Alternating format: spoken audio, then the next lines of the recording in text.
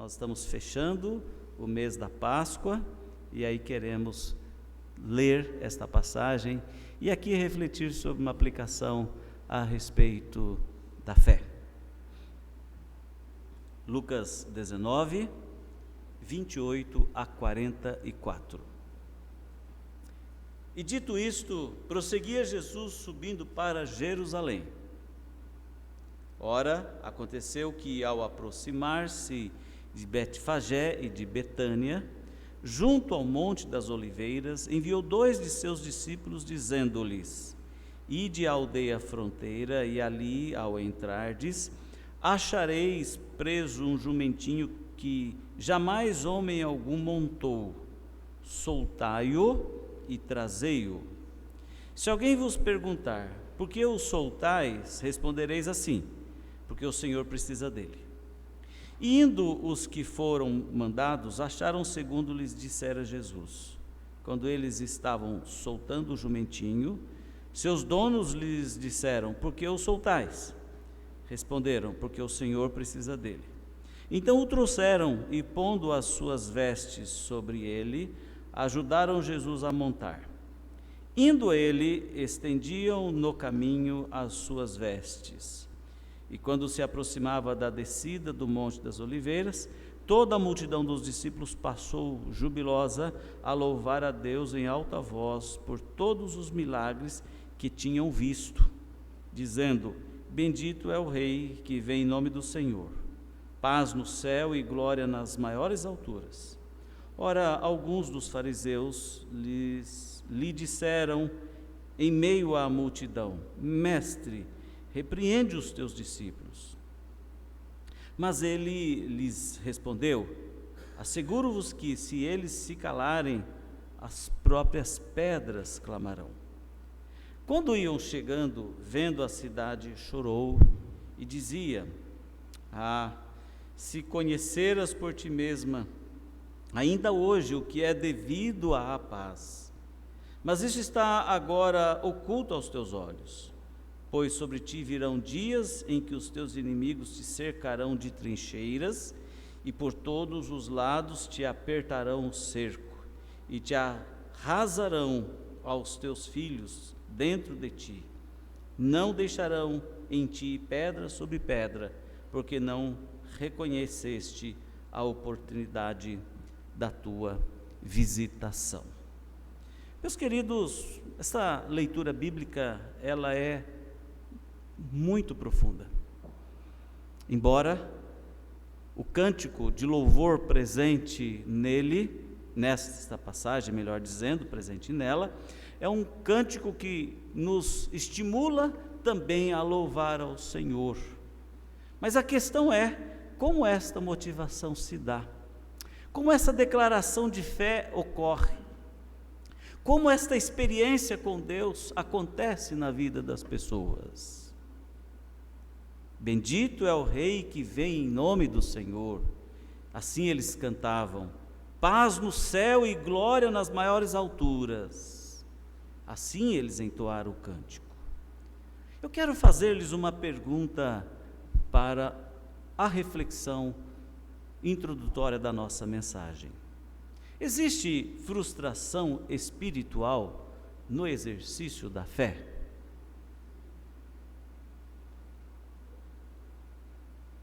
Acredito que exista, sim.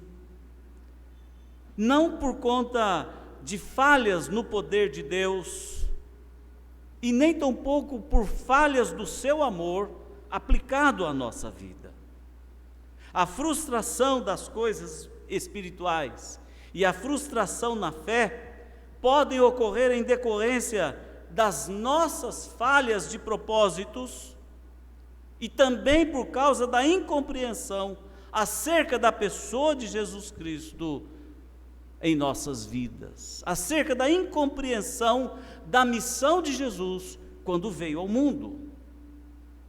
A entrada de Jesus em Jerusalém, ela é registrada pelos 4 evangelistas. Embora cada um deles apresentem detalhes que outros omitem, ao lermos os 4 evangelhos, a respeito dessa narrativa, nós observaremos algumas questões incomuns entre elas. E aqui nesse texto especificamente, há um relato muito importante, onde nesta passagem observamos que o Senhor Jesus havia decidido cumprir o que estava escrito a seu respeito através da profecia de Zacarias, conforme nós lemos agora há pouco na liturgia do culto. Capítulo 9, versículo 10. Quando Zacarias descreveu que um futuro rei de Judá entraria em Jerusalém trazendo a salvação. Não com bravata de valentia, nem tampouco usando de um arrogante discurso, e muito menos montando num cavalo de batalha, de guerra, mas humilde e mansamente montado em um burrinho. Assim, ele proclamará paz às nações. Veja o contraponto dessa narrativa, tanto do profeta Zacarias quanto do evangelista Lucas.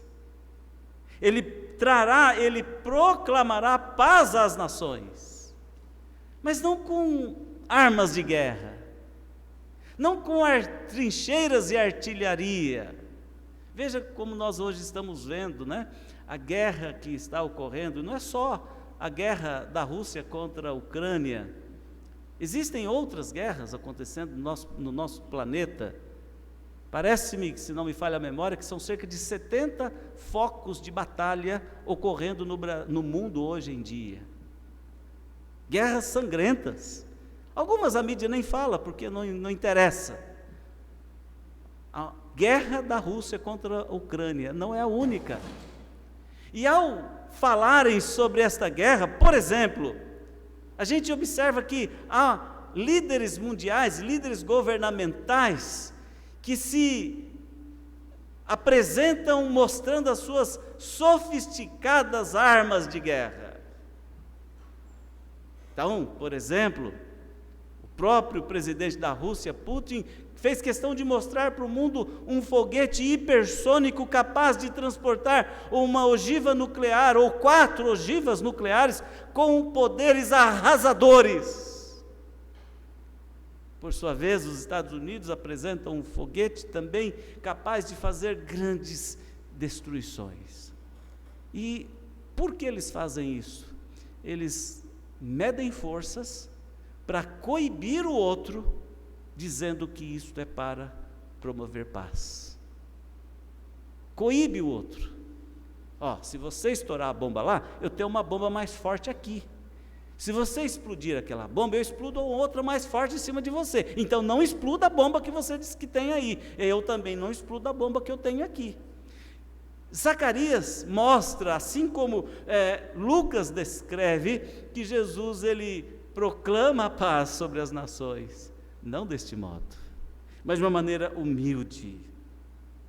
E este acontecimento mostra a decisão de Jesus ao entrar em Jerusalém, montado neste animal, assumindo publicamente a sua identidade real. Identidade real como descendente do rei Davi, mas também como filho de Deus. Portanto, digno do seu trono. Outra narrativa bíblica, conforme o primeiro livro dos Reis, capítulos 33 e 34, que também destacam essa questão da realeza e da descendência de Davi. Porém, Jesus Cristo propõe, Jesus Cristo, o sucessor do reino de Davi, se apresenta como o Messias de uma maneira muito diferente. Humilde, simples, falando de paz de uma outra maneira, que não com guerras e coibições. Ele se proclama Rei dos Judeus. Um pouco antes disso acontecer, se os irmãos observarem, só deem uma olhadela na página que você leu, no próprio capítulo 19, os irmãos poderão observar que antes dessa entrada de Jesus Cristo em Jerusalém, Jesus Cristo havia proclamado inúmeros ensinamentos através de parábolas. Mas não somente isso, Jesus Cristo havia realizado inúmeros milagres. Em vez de pompa, em vez de circunstâncias, Jesus se apresenta como aquele que se apieda do necessitado, como aquele que tem pena do oprimido, e assim ele traz e proclama o seu reino, que é um reino espiritual. Por conta desses sinais, dessas maravilhas, Jesus Cristo então é aclamado quando entra em Jerusalém. Aclamado como nós lemos: bendito é o Rei que vem em nome do Senhor. Paz no céu e glória nas maiores alturas. Mas curiosamente, depois desses cânticos, Jesus deixa uma mensagem que causa estranheza. Se os irmãos observarem, a partir do versículo 41 até o versículo 44, Jesus Cristo chora à vista de Jerusalém e diz algumas palavras muito interessantes. Quando ia chegando, vendo a cidade, chorou e disse: ah, se conhecera por ti mesma, ainda hoje, o que é realmente devido à paz. Ou seja, ah, se conheceras ainda hoje o que realmente traz paz. Aparentemente parece um contrassenso, não. Ele entra proclamando paz, o povo o glorifica. Agora ele diz assim: ah, mas vocês não sabem o que de verdade traz paz. Ah, se vocês conhecessem.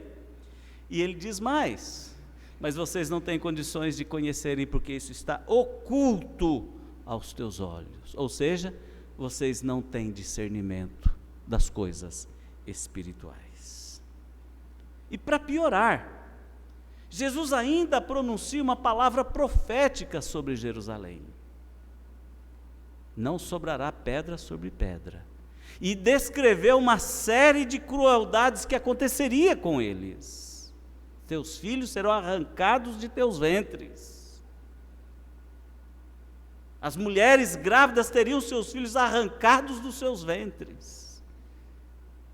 Palavra profética dura, palavra profética até macabra. Imagina uma cena dessas, descrevendo os sofrimentos que eles haveriam de passar.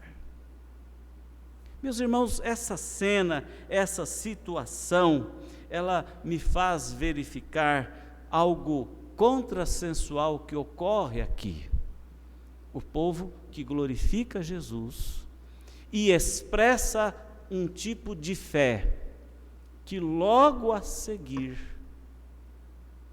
logo pouquíssimo tempo depois, 2 ou 3 dias depois, trouxe a esse mesmo povo uma profunda frustração. Você quer entender isso melhor?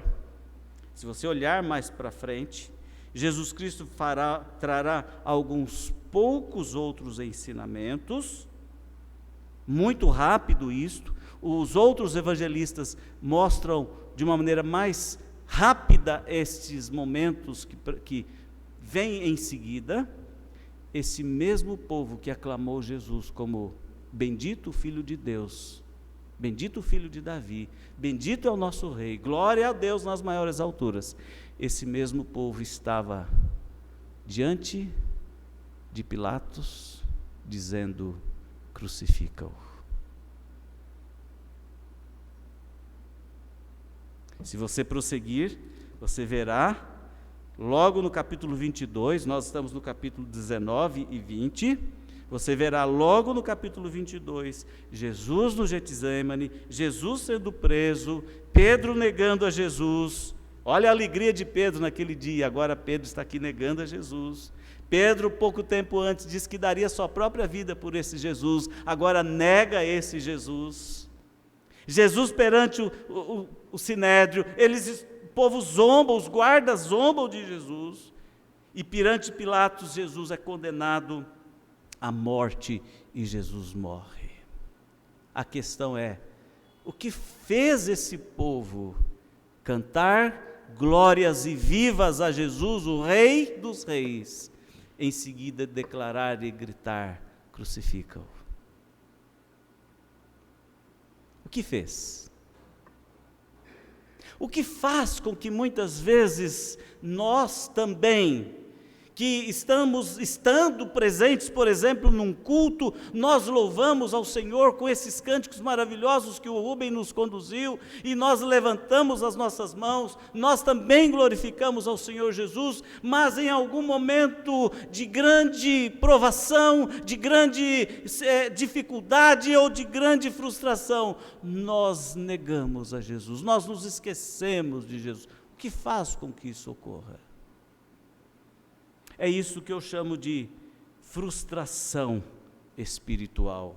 É isso que eu chamo de frustração pessoal no exercício da fé. É isso que eu chamo de fé inconsistente, de segurança espiritual muito frágil, muito tênue, muito insignificante.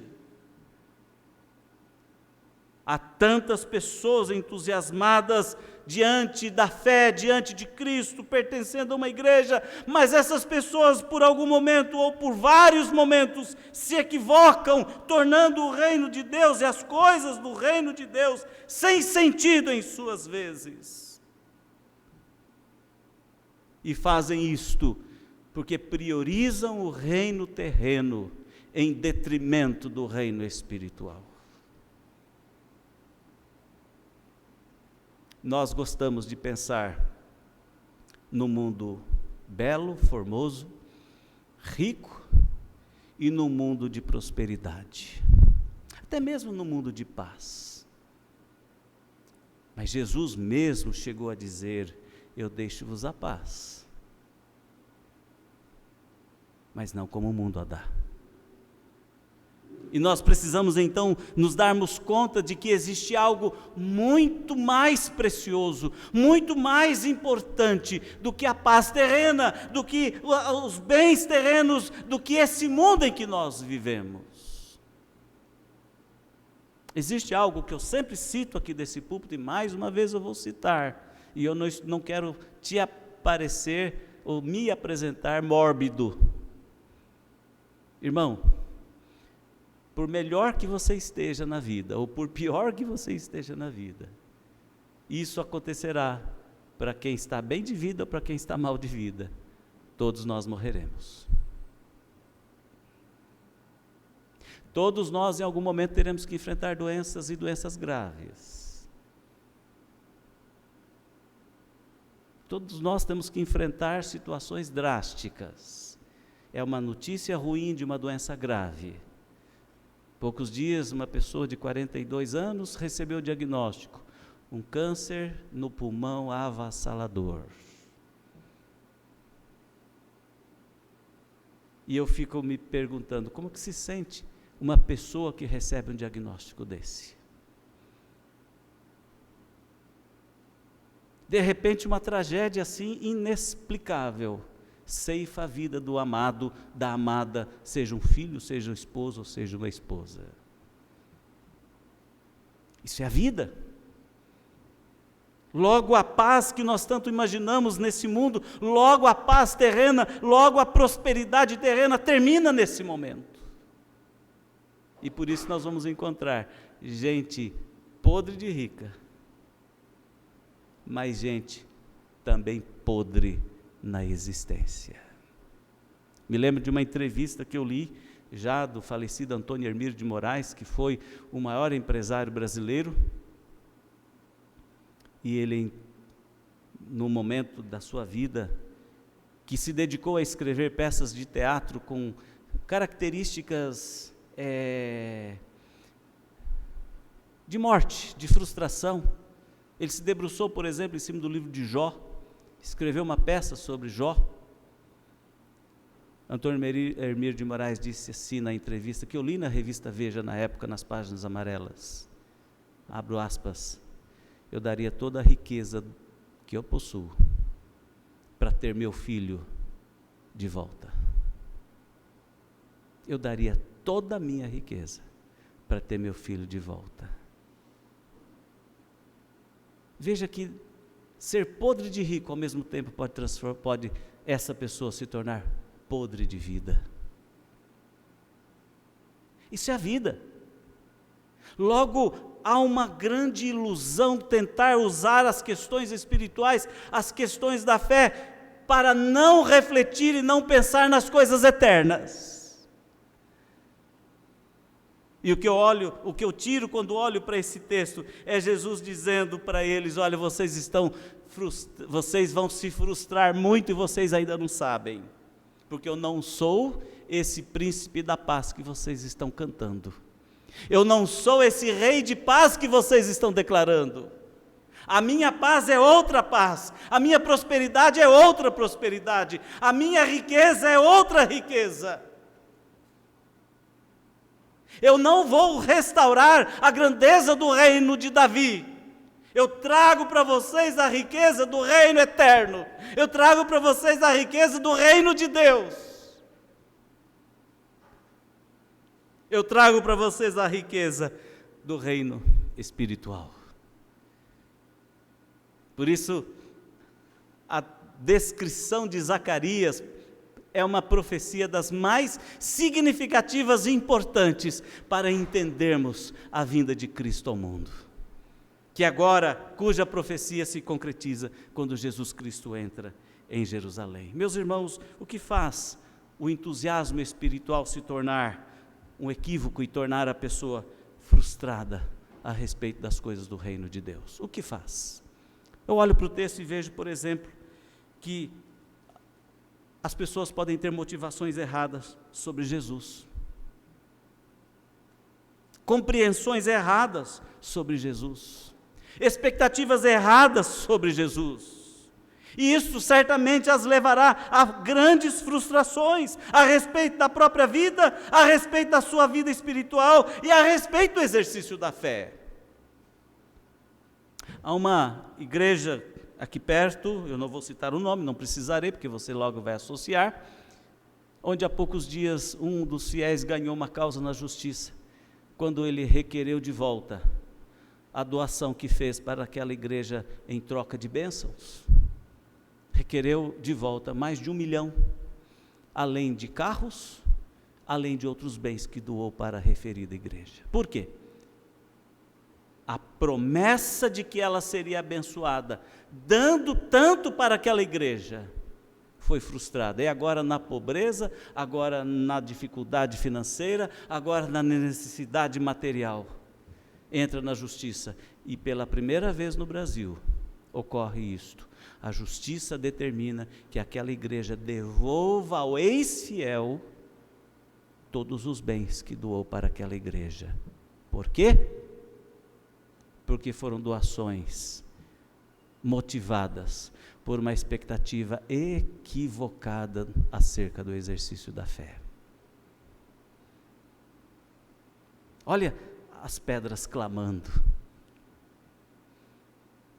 Olha a razão falando. Olha a experiência nos mostrando algo que está acontecendo aqui nesse momento. Eles estão glorificando a Jesus, mas glorificando a Jesus numa expectativa de que agora eles vão se dar bem, de que agora o reino de Davi será reconstituído, haverá uma libertação generalizada sobre o Império Romano e eles voltarão a viver uma outra realidade. A mensagem de Cristo é sobre a glória do reino espiritual, não sobre a glória material, terrena, existencial. Você consegue, meu irmão, minha irmã, tirar desta passagem a lição da humildade que nós precisamos, que você precisa ter no exercício da fé? Eu tive um professor no seminário, um gringo holandês, grande teólogo, um dos grandes teólogos mundiais da década de 90. Eu fiz o seminário em 1985 e eu conheci Carl John Bosman, um grande teólogo. Esse grande teólogo que brilhou na Europa, brilhou nos Estados Unidos, mas foi mandado embora do Seminário Presbiteriano do Sul em Campinas. Ele fez uma encenação que não precisava ser feita. Ele quis mostrar para nós estudantes que nós tínhamos uma perspectiva errada sobre a Bíblia. E ele então pegou, sabe aquelas Bíblias de zippers? Alguém tem uma Bíblia que fecha com zíper aqui? Tem aí? Você tem? Adolescente gosta muito dessas Bíblias. Ah, você tem, não é adolescente, mas tem. Ele pegou uma capa, porque as livrarias vendem essas capas, ainda vendem até hoje. Lá na CPAD tem. Então você pode ter uma Bíblia brochura, você encaixa lá dentro e tem essa capa bonita. Ele pegou essa capa e encheu de papel. Não tinha Bíblia ali, era só a capa. Ele pegou essa capa, levou para a sala de aula, colocou no chão e pisou.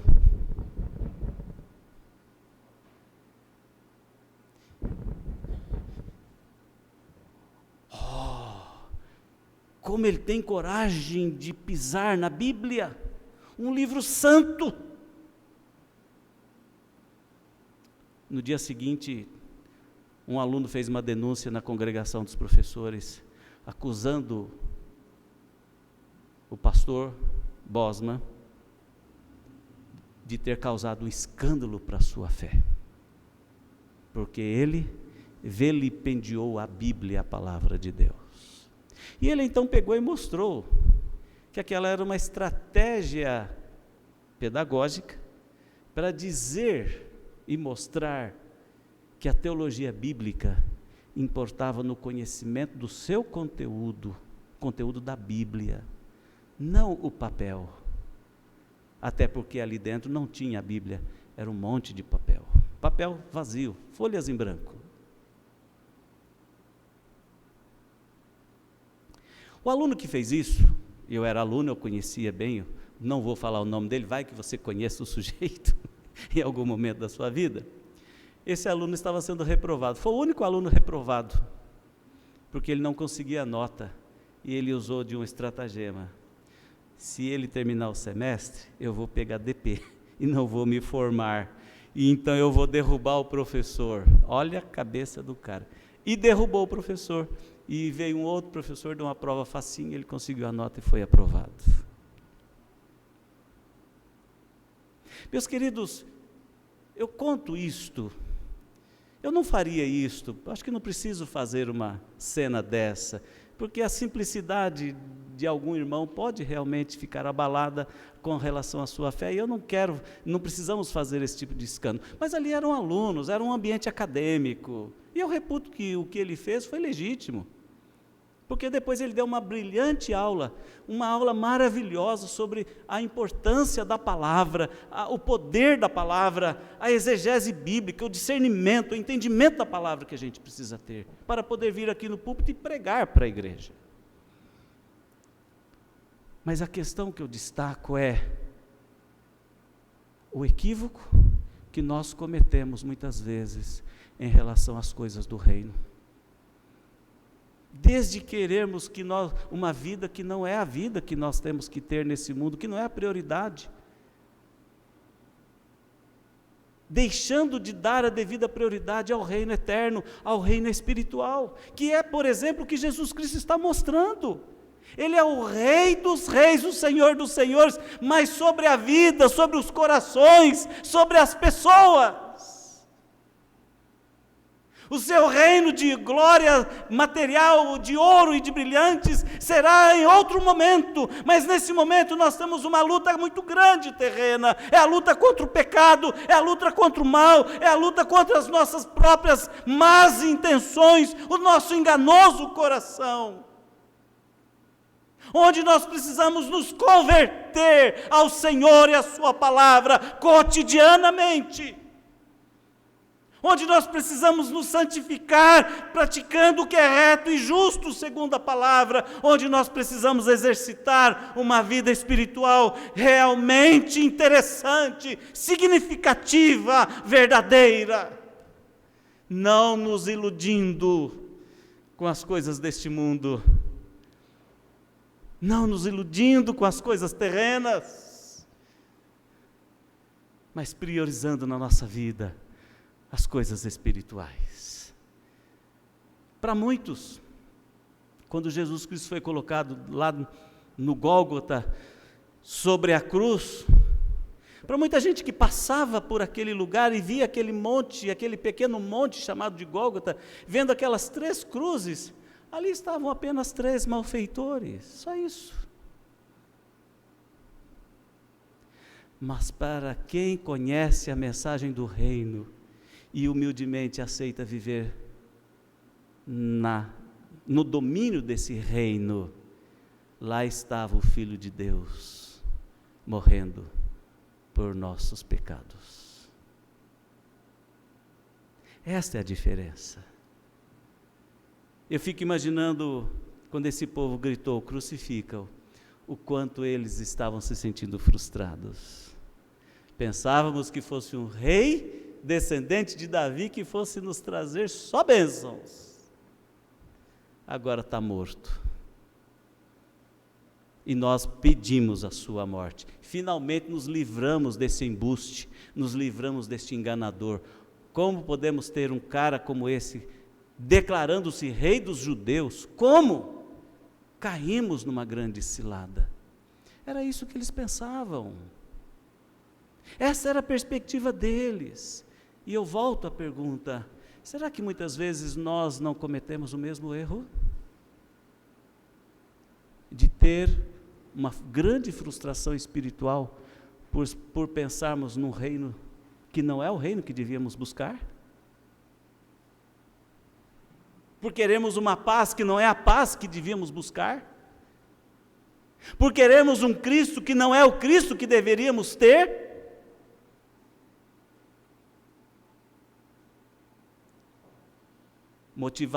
Motivações erradas sobre Jesus leva sim a grandes frustrações a respeito da vida espiritual e do exercício da fé.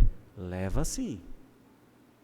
Você deve conhecer alguém, ou você mesmo já teve esse triste momento na sua vida. A segunda lição que eu vejo nesse texto: a falta da compreensão da missão de Jesus. Primeira motivação errada. Agora, a falta da compreensão acerca da missão de Jesus, confundindo o reino divino com o reino terreno. Qual era a missão de Jesus? A razão da vinda de Jesus ao mundo foi restaurar e salvar o que havia se perdido. Isto é, salvar os homens dos pecados seus. Isaías capítulo 9, versículo 6, João capítulo 14, versículo 27, Efésios capítulo 2, versículos 13 e 14, Filipenses capítulo 4, versículo 7, dizem a mesma coisa. A missão do Filho do homem, a missão do Filho de Deus, buscar e salvar o que havia se perdido. É importante notar que, enquanto multidões louvavam a Deus, mais uma vez eu indico, aclamando Jesus como rei, o próprio Jesus chora e lamenta pelo que sobrevirá ou sobreviria à sua cidade amada, conforme nós acabamos de ler, Lucas 19, 38 a 41. E também os fariseus manifestam um descontentamento que logo culminaria no julgamento e assassinato de Jesus, Lucas 23, 21 e 27. E neste momento os fariseus, os líderes políticos e religiosos dos judeus, estranhamente pedem a Jesus que ele se desfaça da sua divindade, que ele se desfaça da sua glorificação proclamada pela multidão, dizendo: Mestre, repreende os seus discípulos.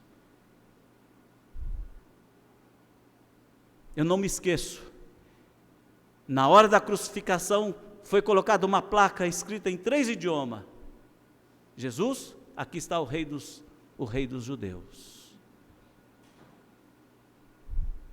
E como eles estranharam isto. Os escribas, os fariseus, aquela turba que glorificaram a Jesus agora, estranham isso e pedem para que aquela placa seja retirada, mas eles não foram atendidos. Nesta passagem, Jesus explica que o que estava acontecendo ali jamais teria fim. Ainda que todos se calassem, o estrondo das pedras despencadas do templo contaria a história de quando Deus veio à terra e foi rejeitado pelos seus. Por isso ele diz: não restará pedra sobre pedra. A falência espiritual, a perda da perspectiva a respeito da vida cristã, a ausência de profundidade no conhecimento de Deus, a ausência de fervor espiritual, ocorre quando nós confundimos o reino de Deus com o reino deste mundo. E isso traz também frustração. Você compreende a missão de Cristo, irmão? Compreende? Você sabe por que Jesus morreu?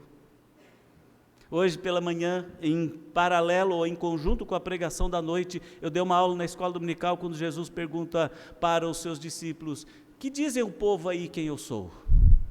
E depois ele volta-se para os seus discípulos também e pergunta: e vocês, o que dizem que eu sou?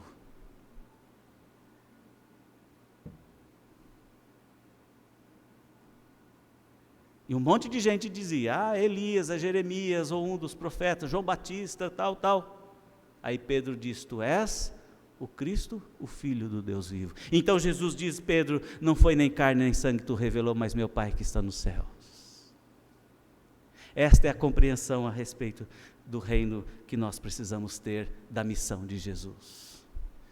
Ele é o Cristo, o Filho de Deus, o Deus vivo. Você vive em graça e profundidade espiritual, meu irmão, minha irmã, sabendo que Jesus morreu por você?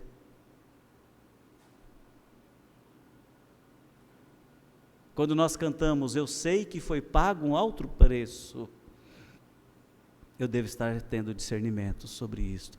É o Filho de Deus que morreu por mim. Quando eu canto aqui e digo que jamais saberei o preço, jamais, isso indica que eu devo saber quem é Jesus para mim.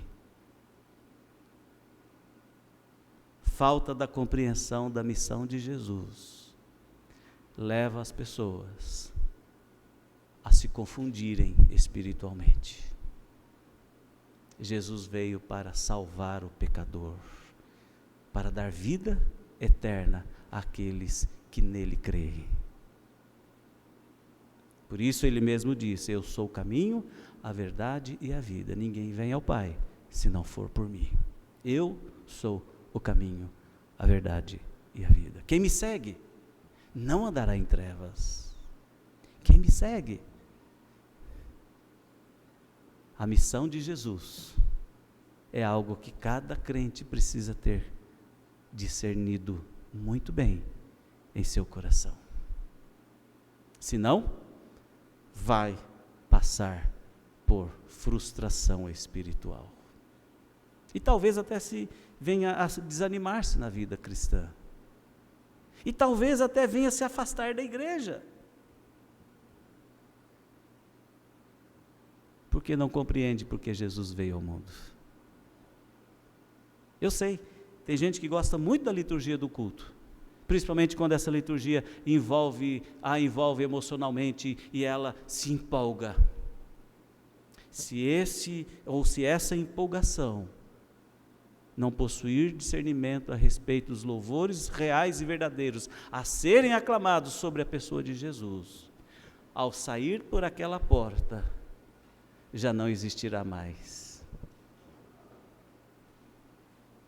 Você já teve a experiência de, quando o pastor impetra a bênção, você que estava tão envolvido na hora do louvor, na hora do culto, você diz assim: e agora, o que eu vou fazer da vida? é falta de se lembrar a respeito da missão de Jesus em relação a você.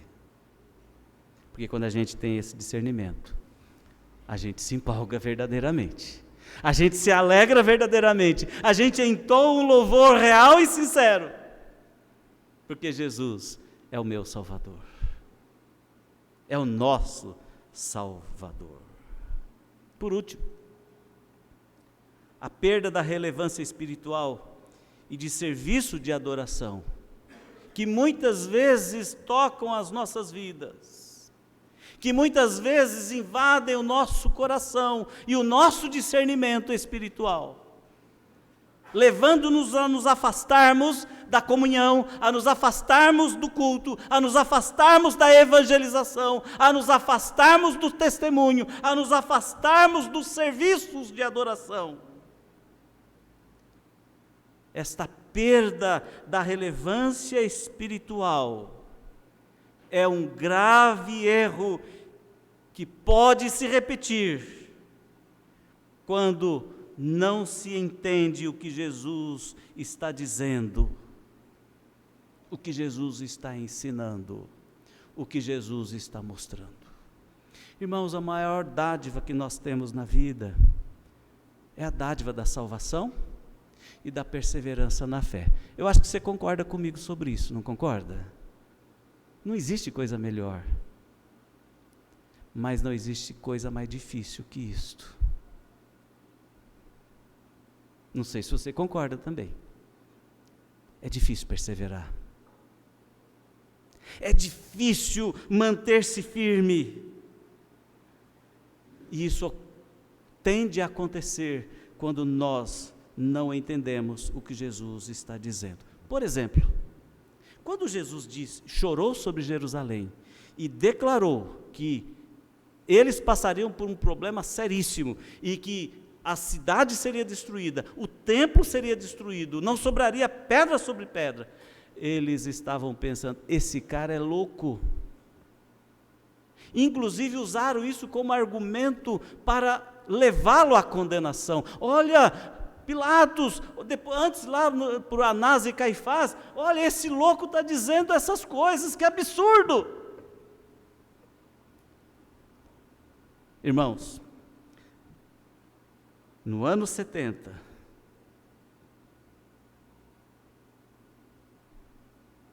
mais ou menos por volta de 35 a 40 anos, depois dessa entrada triunfal de Jesus em Jerusalém, aconteceu exatamente o que Jesus disse. Jerusalém foi arrasada e não sobrou pedra sobre pedra. O templo de Jerusalém, o glorioso templo que ali existia, na mais baixa relevância espiritual e de serviço divino, e Jerusalém sob o domínio de um povo destruidor, conheceram as piores dores. Muita gente morreu, muitos deles que ouviram esta mensagem de Jesus, morreram por volta do ano 70. Meus amados, nós não gostamos de ameaças espirituais, nós não gostamos quando a palavra de Deus nos exorta, ou melhor, quando a palavra de Deus nos ameaça. Assim como eles também não gostavam. Vocês imaginam Jesus aparecendo para ele dizendo assim, ai de vocês, hipócritas, escribas e fariseus, ai de vocês. Gente, imagina como eles ficaram provocados. E eram os líderes da religião, eram os sacerdotes, o maior deles. E Jesus olhou e disse, ai de vocês, hipócritas, ai de vocês, vocês vão ver o que vai acontecer com vocês. Aqui ele não ameaçou, ele chorou num monólogo simples. Vocês não podem compreender, mas olha, vocês verão, não vai sobrar pedra sobre pedra. Às vezes nossa vida passa por arrasos. É o desemprego que afunda a vida da gente, é um furto em casa, é algo assim que faz a gente perder o rumo, perder o chão. Irmãos, quando essas coisas terríveis acontecem, eu prefiro pensar e dizer o que Deus está querendo nos mostrar. O que espiritualmente está por trás disto? Que a gente fala assim, não, precisa pegar o ladrão, precisa pôr ele na cadeia, para ele pagar o que fez. Não vai trazer de volta. O médico que cometeu o erro médico, a gente precisa processar e receber uma indenização, porque esse médico não pode continuar sendo médico. Não vai trazer a vida de volta. Não vai refazer a plástica que foi feita e o médico errou e deu aquela coisa horrorosa. Não vai trazer a perna que foi errada, que foi cortada. Não vai. Mas o que nós precisamos aprender com essas lições? Nós precisamos, meus irmãos, dar a devida relevância à vida espiritual. Nós precisamos dar a devida relevância à vida de adoração. Nós precisamos dar a devida relevância à nossa comunhão com Deus. Nós precisamos dar a devida relevância aos valores espirituais. Nós precisamos ter a humildade de buscar a Deus, de clamar por Ele, de buscar a sua presença, de andar na sua companhia. Nós precisamos ter o verdadeiro discernimento a respeito da vinda de Jesus ao mundo. Nós precisamos dar a devida relevância à pessoa de Jesus. E vós, que dizeis que eu sou? Jesus viu aquela cidade e começou a chorar sobre ela. Se vocês compreendessem. Mas vocês não podem compreender. Por isso, vocês vão sofrer. Por isso não sobrará pedra sobre pedra. Ao observar a cidade e o povo a quem tanto amou, sabendo o desenrolar da história e de tudo quanto aquela gente, seus filhos e netos ainda sofreriam por causa de seus corações empedernidos, Jesus não suportou a emoção e esvaiu-se em pranto, derramando o seu lamento na forma de lágrimas sobre aquela cidade. Eu às vezes acho disparate, mas olhando para esse texto é uma verdade. O quanto Jesus é capaz de chorar por causa de um coração incrédulo, de um crente incrédulo, de um crente que não valoriza as coisas da fé. O quanto Deus ainda chora, as lágrimas que são derramadas por você e por mim, na minha incompreensão e na minha falta de relevância acerca das coisas do reino espiritual. Duro, não é verdade? É duro. Mas quando nós damos a devida relevância a Deus, ao reino de Deus, à adoração e ao serviço, nós encontramos paz e prosperidade, riquezas insondáveis. Nós nos apropriamos das bênçãos do reino de Deus. Você pode ser pobre, você pode estar para morrer, você pode viver uma vida difícil, mas se você tem Cristo, você tem tudo. Se você tem Jesus, você tem tudo. Eu concluo esta mensagem, que está ficando muito prolongada, inclusive. Jesus bem sabia que sua entrada triunfal era, na verdade, o caminho do holocausto. Ele sabia disto.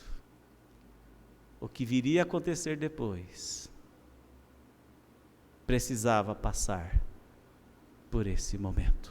Sabe por quê? Não é porque era a linha da vida só. É porque ali estava implícita a incompreensão que o povo tinha a respeito de quem ele era, o Salvador. Ali ficou claro, por isso que ele chorou e por isso que ele lamentou, ao ver a pobreza espiritual daquele povo. Ainda que eles cantassem louvores, glória a Deus nas maiores alturas, paz na terra.